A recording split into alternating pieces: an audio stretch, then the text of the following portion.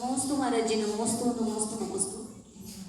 महाराज श्री, क्या भगवान के दर्शन प्रतिमा जी के जस्ट सामने खड़े होकर करना उचित है? कृपया समाधान कीजिए। नमोस्तु महाराज जी, नमोस्तु। बहुत अच्छा प्रश्न है। ये सबको समझने योग्य है और पालन करने योग्य भी है।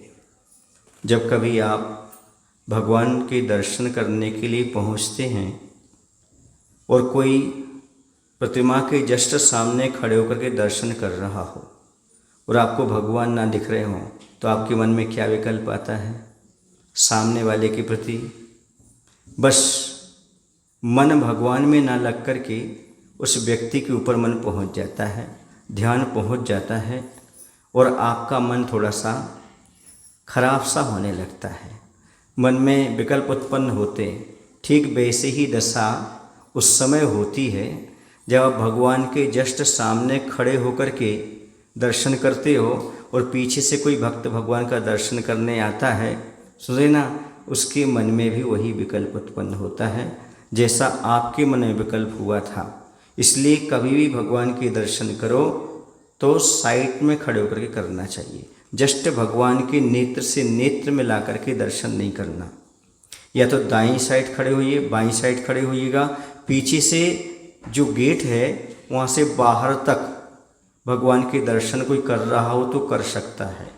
आपके कारण उसको विघ्न नहीं आना चाहिए, अंतराय नहीं आना चाहिए, क्योंकि भगवान का दर्शन करने वाला आपके पीठ के दर्शन नहीं करेगा। वो दर्शन करेगा तो भगवान के दर्शन करेगा। आप भी दर्शन करेंगे तो भगवान का दर्शन करेंगे। जैसे आप चाहते हैं कि भगवान के दर्शन हमें निर्विघ्न हों, वैसे सामने वाले को भी आप निर्विघ्न दर्शन देने का अवसर प्रदान करिएगा। और कभी भी यदि कोई व्यक्ति दर्शन कर रहा हो पीछे, तो आप उसके सामने से रास्ता मत काटिएगा। कहते हैं रास्ता बिल्ली काटती है, आप बिल्ली नहीं हैं।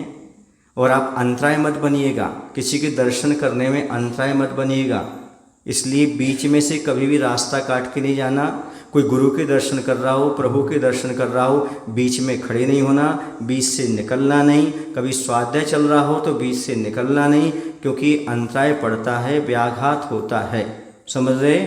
भगवान का दर्शन करते समय इतना अवश्य रहे ध्यान कि पीछे वाले भक्त को भी दिख जाएं भगवान।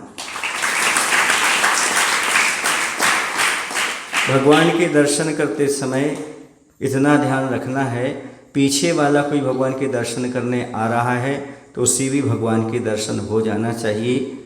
आप विघ्न ना बने, बाधा ना बने, आप भी दर्शन करें और सामने वाले को भी दर्शन करने दें। बोले महावीर भगवान की जय।